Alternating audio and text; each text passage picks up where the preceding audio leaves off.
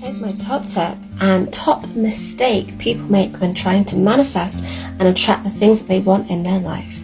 So, how many times do you say things like, I wish I had, I pray that I get this, I so want that, please give me that promotion, or whatever it is that you so want and so desire?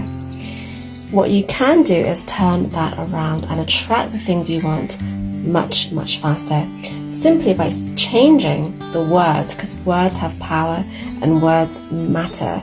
And trust me, the universe listens.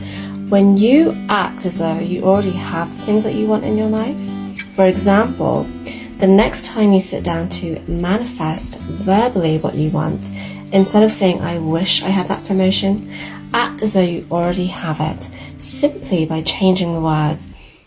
For example, thank you, universe, for blessing me with this promotion.